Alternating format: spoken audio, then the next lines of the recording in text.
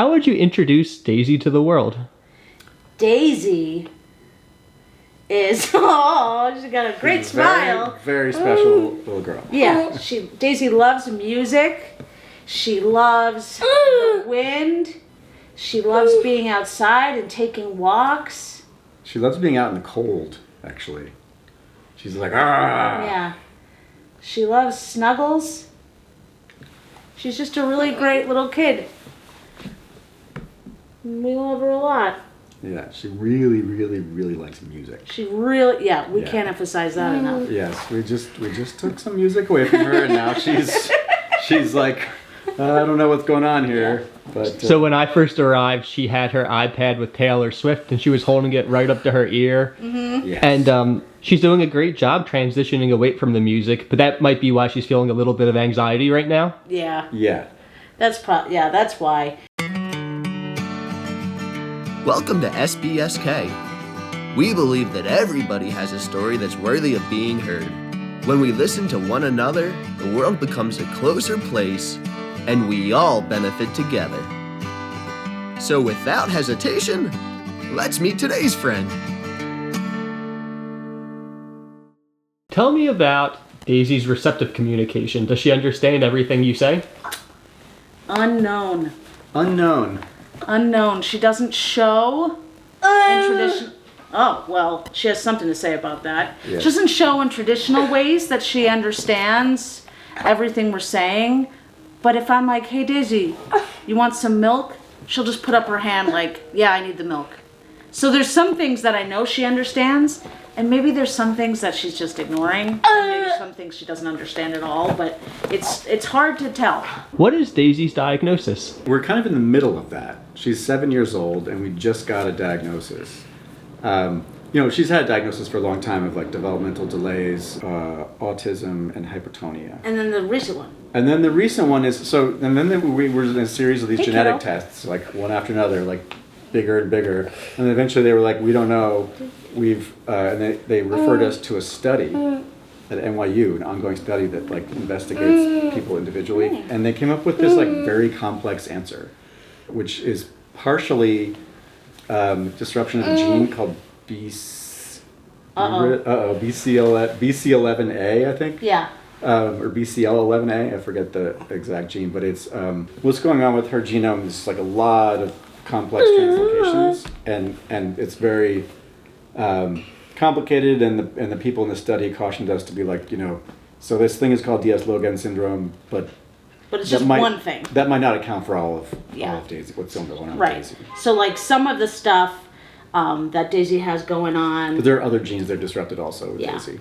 Yeah. Some of the stuff that Daisy has going on, other kids with and adults have with Dias-Logan also experience those things like hypotonia and developmental delay and also certain things with the brain and lazy eye and stuff. But then there are other things that are going on with Daisy that are like sort of unaccounted for. One specific one they mentioned was speech regression. Yeah. Daisy had about 20 words when she learned them from the age of like 3 to the age of 4, and then from the age of 4 to the age of 5 she lost them, and so lost is I don't know what word you'd use. She stopped speaking. She decided to stop using them. Oh, not decided. She stopped. We don't know what was going on, but she stopped using them. Yeah. Did she show any type of frustration that she lost those words? Not that we could see. Not that we could see. And it was so slow, right? 20 words is not a lot. Like, it's not very many. If someone is 4 years old, 20 words is, it didn't, it seemed like she was just getting started. So it wasn't like one of these stories that you hear where like someone's just like jabbering away and then one day they stop. She still is very vocal. She's very expressive. Very expressive in her tone. Like, at least as expressive as she was when she had those 20 words. Yeah, no, it's true. Yeah, I think you've adapted, right, Days? That's right. If somebody wants to be her friend, what should they do? Well, I mean, clearly they should have access to a wide range of music that can connect to a Bluetooth speaker. And they can rock out. And figure out what she wants to listen to. And then they can listen to music together, which is what a lot of people like to do. That's right. Like to go to concerts together. So if they want to listen to music, but also like Also just like snuggles. snuggling with Daisy, taking the time to like just be with her and you know listen to her. It's gonna take a minute to like for her to know that you're interested in her. Take some time. Basically, Take some time. Yeah. Do you want to take a little walk right now, Go Daisy? for a walk, Daisy? Bye. Does she like spinning around too, I heard? Yeah, she likes Yes, spinos. she We likes could do some Let's spinos. go get the big black chair. Okay. Oh yeah, I want to see that. Yeah. We'll do spinos. Tell me about Daisy's love of spinning. So It's something we used to do when she was on her back when she was a little baby. yeah, when she would like lie down on the floor, we would take one of her legs and spin her around, and she really liked that. And now start her a little slower, and then Okay. and then she just recently started coming over to this big gray chair that I used to feed her in when she was a baby and wanting to spin around. And then she loves spinning in this chair as well. It just is like, I don't know what it does, but it's very soothing for her. And sometimes she'll like look up, like she's doing. Is Daisy social? I think it's so she definitely likes being around people, right? Yes. So like if I'm in right. the kitchen cooking and Daisy's out here, she will come in just to be with me, right? She enjoys being with her classmates. She enjoys being with her teachers, but the way that she engages with them doesn't look like obviously like how we engage with each other. But yeah, like right now, like I know that she enjoys hanging out with us right now. Because But it also she looks could like she's leave in the her room own- with the speaker right now. If she wanted to. If she wanted to, it would play. But instead, she's making the decision to be here on the couch with us. Yes. So it may look like she's kind of like just in her own world listening to the speaker, but is also enjoying hanging out with us while doing that. Yeah. Yeah. And we all know that anyone who's like, you went to college and even in high school listening to music with your friends while lying on the bedroom floor and not talking, that's one of the great pleasures of hanging out with people is listening to music while not talking. Daisy is A+ at that. I heard you love spinning, so I thought I'd give you some spinos. Whoa! Here, we'll start a little slower. I got a little too eager. Oh, you're smiling though. Okay. Yeah. So that's a great form of communication now. Her smiling at me. That smile indicated to me that you want to go fast.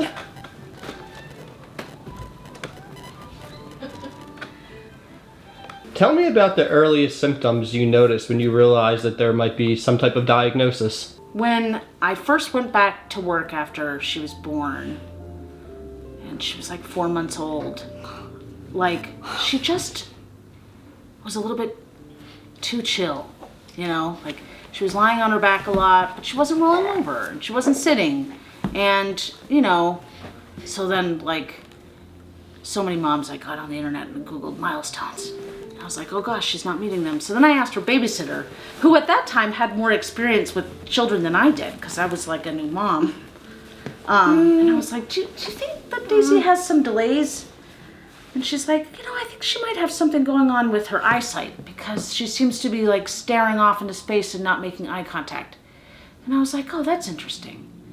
So then at around 6 months, I told her pediatrician that I thought she had some delays, and you know, normally kids do catch up. So when doctors say, you know, like, give it some time, everyone develops at their own rate.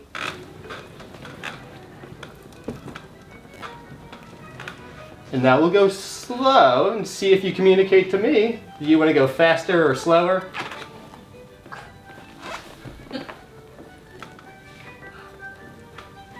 I think you were smiling more when I was going faster, so let's go fast!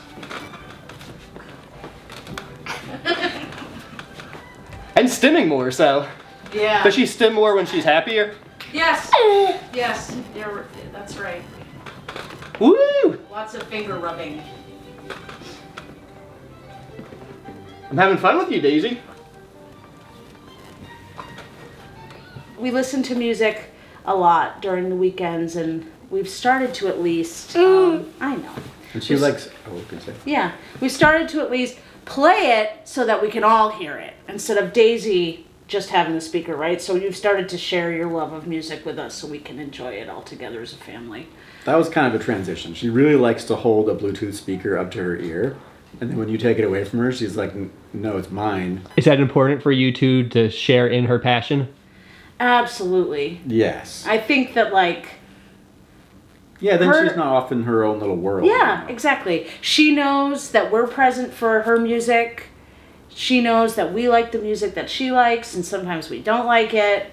She knows But that... she listens to all kinds of Yeah. music, so it's quite common that we do like it. Yeah. I like that you guys have created a space where Daisy can be Daisy. She's allowed to spin and stim and listen to music. Yeah. Can you talk a little bit about why that's important? You know, she just worked really hard all day to stay focused at school and, you know, kind of go by society's rules as we all have to do when we go to school and work. And, like, we just want her to be able to chill out and have fun and be herself at home. And that often means, you know, spinning around, doing music, eating the foods that she wants to eat, just having a good life. I mean, my whole life when I've had jobs and I'm going home for my shift, I want to blast music in the car. Yeah, exactly. Yeah. You want to chill, you know? Or go for a run when I get home. Yep. So, I mean, stimming and jumping around and spinning is similar to going for a run. Yeah, exactly. I think there's probably many reasons somebody could be autistic, but Yes. I'm meeting more and more families that have a child who's initially diagnosed with autism. Yeah. Then later they do genetic testing. Yeah. And Yeah. the root of that autism is a genetic condition. Yeah. I suspect that one of the, you know, there's like a lot of people out there with like pretty unique children who don't have a specific diagnosis, and they're like, I don't know what's going on, you know, and that's like a large percentage, and people don't realize that. I didn't realize that before, but I think that there's going to be an increasing number of people with, like, you know, as they get more and more complex genetic analysis techniques, who are going to end up with a story like Daisy's, where they're like, okay, so we've figured it out, but it's still this unique thing that probably no other person's going to have because it's too complex to it's for anyone else to have it, you know. Yeah. So I Yeah. feel like that's probably going to happen more and more. And I know there could be like deletions or duplications with the gene, and even if Yes. it's the same deletion on the same chromosome, it can be a different part of the chromosome. Yeah. So it's Yeah. also Yeah. distinct. You want to stop for a second, Richard, see what she does? Whoa. Oh. See how her eyes are going brrr, brrr. They're like scanning the room because the room is spinning. Do you want to spin it again? Yeah. Wow. Yeah, she just, she likes doing things like spinning in chairs, and she loves going fast in the car, Yeah. which isn't great because it encourages speeding. And she also went on her first roller coaster with you. Yeah, last year, and then this summer we did it also. Yeah. Yeah. How'd you like it? She was somewhat indifferent. The Yeah. first time she did it last summer, she was a little bit freaked out, like just a little bit. And then this year, she was pretty indifferent. Actually, Yeah. it was It's kind of interesting. like, huh, Because okay. like she can't say, I want to go on the roller coaster. So as her parents, We have to decide we whether have we to think she wants provide it. her with opportunities to take a risk. They call it like the dignity of risk in social work world, where you give someone a chance to do something that may not work out because they deserve to have that chance. So the roller coaster was fine. I feel like she didn't throw up, she didn't cry. No, she was fine. Yeah, no. She was fine. She might need absolutely something. fine. She loves the Ferris wheel though. She loves the Ferris wheel. Yeah. Which is just, oh my gosh, it's very high. But I'll go on the Ferris wheel with her. You know, she brings out the daredevil in me. It was called The Dignity of Risk. Yeah. Tell me about some things you've learned that Daisy loves through the dignity of risk. Gosh, you know, That's a good there's question. splash pad, like, water. So she also loves swimming. We forgot to mention that. How far into the future do you set goals for Daisy? Oh wow, interesting. That's a good question. I mean, not very far. We try to take it one day at a time. Yeah, she has an IEP, which is nice. That's Like, an that's like a year. I guess. individualized education plan. I think so. Yeah. Yeah, which has a bunch of goals that we would like her to meet, and her teachers and therapists would like her to meet in school. And so she's blown through all of her gross motor stuff this year, so we have to open up the IEP and make new goals, which is amazing. Yeah.